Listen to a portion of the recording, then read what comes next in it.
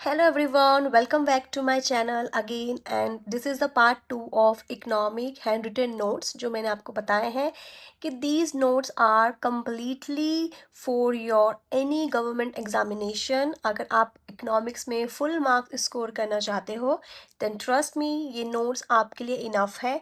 मैंने अपनी preparation DSSP TGT social science की इन नोट्स को पढ़ के ही की है। सो ट्रस्ट मी आपके एग्ज़ाम में इस नोट्स के बाहर एक भी क्वेश्चन नहीं आने वाला है।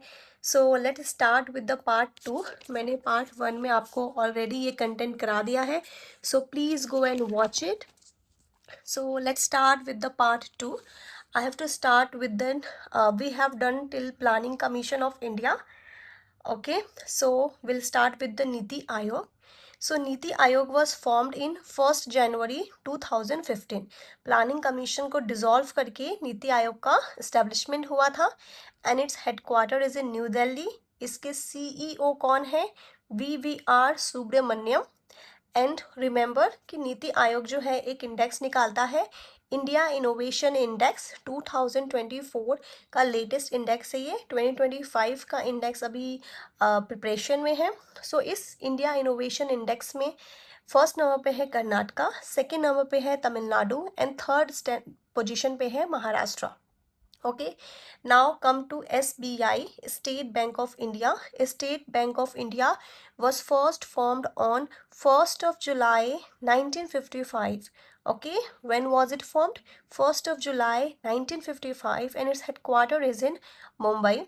Always remember, State Bank of India को पहले Imperial Bank कहा जाता था and this Imperial Bank was formed in 1921. So after independence हमने Imperial Bank को स्टेट बैंक ऑफ इंडिया में कन्वर्ट कर दिया था। एसबीआई के जो करंट चेयरमैन है वो है श्रीनिवास लुलू सेठी। ओके, सो आप अपने एग्जाम के हिसाब से प्लीज़ इसको एक बार अपडेट करके देख लीजिएगा कि अभी चेयरमैन कौन है। ना कम टू आरबीआई। यहाँ पे हम लोग आरबीआई के बारे में बात करेंगे कि इसके फंक्शंस क्या हैं। First of all you have to remember कि when RBI lowers its reverse repo rate, SLR, CLR, so bank will have more money. Okay, अगर आपको आरबीआई के बारे में reverse repo rate, SLR, CLR के बारे में इंफॉर्मेशन नहीं है, सो प्लीज़ आप मुझे कमेंट में बता दीजिएगा, मैं आपको बहुत अच्छे से समझा दूंगी। फिलहाल मैं क्वेश्चन पे फोकस करूंगी। Okay, so when bank will have more money it will give loan to more people. Okay, so when people will have more money they will spend more, so the money circulation will be more. So this is called as expansionary policy or this is called as cheap money. Okay, okay, now so when we have more money, when the money circulation is more, bank will have more money, so what will happen? We will get the loan at a lower rate. So I can take a loan at a lower rate and I can invest it and I will do more investment. So more investment means more employment, so more economic growth. Okay, more economic growth. Always remember RBI की जो inflation rate है, मतलब कि महंगाई की जो percentage है वो कितनी होनी चाहिए? 4+2%। इट मीन्स या तो 4.6246 के रेंज में ही हमारी जो इन्फ्लेशन रेट हो सकती है वो हो सकती है। Okay, so this often questions ask in examination कि इन्फ्लेशन रेट जो ब्रैकेट है वो क्या है? 4+2%, 4+2% और 4-2%। Okay, now so what happened when inflation rises above this? So if inflation is high, RBI will increase SLR, RRR, CLR. So what will have? This policy is called as dear money policy. So money will, जो RBI जो है वो money वापस ले लेगा, वो rate बढ़ा देगा इन सब चीज़ की, जिसके वजह से लोन जो है वो कॉस्टलियर हो जाएगा, लोग कम लोन लेंगे, इन्वेस्टमेंट कम होगी, जिसके वजह से इकोनॉमिक डेवलपमेंट कम होगा और क्या होगा? इन्फ्लेशन कम होगा। So this policy is called as dear money policy. So please आपको मालूम होना चाहिए डियर मनी पॉलिसी क्या है या चीप मनी पॉलिसी क्या है। एंड इफ़ यू वांट मैं इसे और डीप में समझाऊं सो आप मुझे कमेंट में बता दीजिएगा। Okay, now come to the monetary policy of India. Very important question. who formulate the monetary policy of India? Monetary policy of India is formulated by RBI. Okay, इस मॉनेटरी पॉलिसी ऑफ इंडिया के अंदर कितने member होते हैं? 6 member होते हैं, 3+3। 3 जो होते हैं वो गवर्नमेंट ऑफ इंडिया चुन के भेजती है और 3 जो है वो आरबीआई की तरफ से होते हैं। ओके, एंड इस मॉनेटरी पॉलिसी ऑफ इंडिया के चेयरमैन कौन होते हैं? Governor of RBI. Okay, very important question, who is the chairman of monetary policy of India? Governor of RBI. और मॉनेटरी पॉलिसी ऑफ इंडिया के जो है इसके अंदर कितने मेंबर होते हैं? 6 मेंबर होते हैं। ओके ओके, अब मॉनेटरी पॉलिसी ऑफ इंडिया और फिजिकल पॉलिसी ऑफ इंडिया में कंफ्यूजन रहता है, so always remember, monetary policy of India RBI के द्वारा बनाया जाता है and physical policy of India finance minister के द्वारा बनाया जाता है। Now we have 2 types of tax, direct tax and indirect tax. So similarly आपको इन क्वेश्चंस को आपको एमसीक्यू के फॉर्म में देखने को मिल जाएगा, वन वर्ड आउट हो जाएगा कि जहाँ पे 3 क्वेश्चन सेम रहेगा, एक अलग रहेगा। सो आपको पहचानना रहेगा कि डायरेक्ट टैक्स है या इनडायरेक्ट टैक्स है। ओके, सो यहाँ पे कुछ डायरेक्ट टैक्स है जिसे आप डायरेक्ट याद कर लीजिए, जैसे wealth tax, income tax, okay, corporation tax, okay, और we can fourth is a capital gain tax. Okay, and indirect tax में आप याद कर लीजिए custom duty, excise duty, service tax. Okay, and the highest tax collection कौन से tax से होता है? GST, goods and service tax. तो जीएसटी कौन सा टैक्स है? डायरेक्ट टैक्स है या इनडायरेक्ट टैक्स है? So GST is the indirect tax. Okay, इसके अलावा we have progressive tax and we have a regressive tax. Progressive tax जैसे जैसे हमारी इनकम बढ़ती है वैसे वैसे हमारे इनकम के ऊपर क्या होता है? टैक्स लगता है। और रिग्रेसिव टैक्स होता है कि doesn't matter what your income is, ये सबके लिए सेम होता है। तो प्रोग्रेसिव टैक्स आपको मिल जाएगा income tax. Income tax is also a direct tax. Then we have corporate tax and third we have a wealth tax. Okay, then we have a regressive tax. regressive tax के अंदर GST है, it is common for everyone. जैसे कि आप bread लेते हैं उस पर जो टैक्स है, तो अगर कोई रिच पर्सन है फिर भी वो सेम प्राइस पे करेगा as compare to the poor. Then we have excise tax and third we have a custom tax. Okay, now we have trips and trim. ये वर्ड्स जो है एग्जाम में पूछ लिए जाते हैं, इनके फुल फॉर्म क्या है, ये किस ऑर्गेनाइजेशन से जुड़े हुए हैं। सो ट्रिप्स एंड ट्रिम ये किससे जुड़े हुए हैं? WTO, वर्ल्ड ट्रेड ऑर्गेनाइजेशन से ये हैं। ये 2 ऑपरेशन है जो वर्ल्ड ट्रेड ऑर्गेनाइजेशन यूज करता है। Okay, so trips and trim, trips का फुल फॉर्म है trade related intellectual property right and trim का फुल फॉर्म है trade related investment. Okay, always remember, trip जो होता है ये मेनली अगर आपने कोई प्रोडक्ट बनाई है और आप उसका पेटेंट चाहते हैं तो ये उसके रिलेटेड है। And then we have a trim, trim related investment measure जो होता है trade related.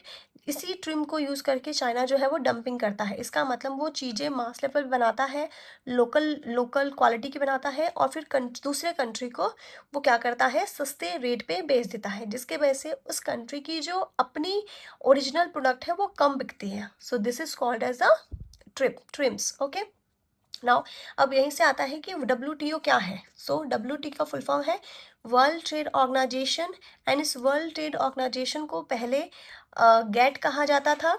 Okay, and this was formed on 1948। 1948, so GATT की जो 1948 में 8th मीटिंग हुई थी अंदर डंकेल इन उरुग्वे। ठीक है, वी हैव टू रिमेंबर कि वर्ल्ड ट्रेड ऑर्गेनाइजेशन जो था वो कब बना था? तो गेट की जो 8th मीटिंग हुई थी डंकेल इन यूरुग्वे के अंदर, वहाँ पे 1 जनवरी 1955 को वर्ल्ड ट्रेड ऑर्गेनाइजेशन को इस्टेब्लिश किया गया था। इसका मतलब गेट को ही हमने नाम चेंज करके वर्ल्ड ट्रेड ऑर्गेनाइजेशन बना दिया था ऑन 1 जनवरी 1955। 1 जनवरी 1955। और कौन सी ट्रीटी साइन हुई थी? ट्रीटी कौन से? Marrakesh treaty. Okay, treaty of Marrakesh. And World trade Organization का हेडक्वार्टर कहाँ है? जिनेवा में। Where is the headquarter of World trade Organization? Geneva. तो यहाँ से 3 क्वेश्चन बहुत ज़्यादा इंपॉर्टेंट निकलते हैं कि वर्ल्ड ट्रेड ऑर्गेनाइजेशन कब फॉर्म हुआ था? 1 जनवरी 1955। Under which treaty? Under treaty of Marrakesh. And where is headquarter? Geneva. World trade organization से पहले इसका नाम क्या था? गेट था। उसकी कब फॉर्मेशन हुई थी? 1948 में। और अगर आप कोई हायर लेवल के एग्जामिनेशन दे रहे हो तो वहाँ पे पूछा जाएगा कि कौन से मीटिंग में इसका नाम चेंज हुआ था। Okay, now we have IDA.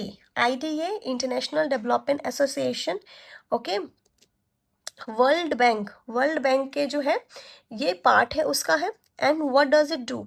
It gives interest free loan to the member nation. World bank के जितने भी मेंबर हैं उन कंट्रीज को ये फ्री में लोन प्रोवाइड करता है। कौन? International development association. And IDA is called as soft loan window of world bank. Very very important question, what is called as a soft loan window of World Bank? It is IDA, International Development Association, और ये सिर्फ world bank के member nation के लिए होता है। Then we have IBRD. IIBRD was established in 1944. Okay, and where? At Bretton Woods. Okay, very important. When was the IBRD was established? In 1944 at Bretton Woods in, and it became operational in 1946. Okay, it became operational in 1946 and present में इसका headquarter कहाँ पे है? Washington में है. Where it is? In Washington. Then we have IMF. Okay, International Monetary Fund. It was also established in 1944 later and became operational in 1945. Headquarter is in Washington. Okay, and then we have it gives short term loans. Okay, it gives short term loans to any country, and it is also called as world financial doctor. It is also called as world financial doctor. Now we have mudra scheme. You must have heard about Mudra scheme. So Mudra scheme was formulated in 2015 and it works under SIDBI. So Mudra scheme works under SIDBI. And what its role? इसका function क्या है? To give financial assistance to the small enterprises. तो इसके अंदर जो है वो 3 category है। फर्स्ट कैटेगरी है Shishu, second we have Kishor and third we have Tarun. So आपकी जो एंटरप्राइज है उसका कंडीशन क्या है उसके बेसिस पे लोन दी जाती है। शिशु कैटेगरी के अंदर आपको 50,000 तक लोन दी जाती है। किशोर के अंदर आपको 50,000 1 to 5 लाख तक दी जाती है। और तरुण स्कीम के अंदर आपको 5 लाख to 10 लाख तक की लोन दी जाती है। और किसको कितना लोन दिया जा रहा है इसकी पूरी मॉनिटरी कौन करता है? सिडबी बैंक करता है। Okay, RBI has called Mudra scheme as the funding the unfunded. Okay, now we must be thinking about SIDBI. So here we have SIDBI was formed in 1990. SIDBI was formed in 1990. इसके headquarter कहाँ है? Its headquarter is in Lucknow. Very important question कि where is the headquarter of SIDBI? Its headquarter is in Lucknow. What does it do? It supports the startup and stand up. Okay, जितने भी startup and stand up कंपनियां जो है entrepreneurship में आ रही है, business आ रही है, उनको ये पूरा सपोर्ट करता है। एंड सिडबी को कौन सुपरवाइज करता है? RBI। सिडबी के अभी चेयरमैन कौन है? मनोज मित्तल। अभी कौन है इसके chairman? Manoj Mittal. So that's all for today. अभी आप प्लीज़ इसको पूरा रिवाइज कीजिएगा। नेक्स्ट में will start with this. Next is very important. Next में RBI के बारे में पूरी एक्सप्लेनेशन है। National income, devaluation of money क्या है, what is stagflation, what is stand up India scheme. Okay, here it is. Okay, so thank you so much and please don't forget to like this video. I'm making this for you guys. They are very important. So thank you so much.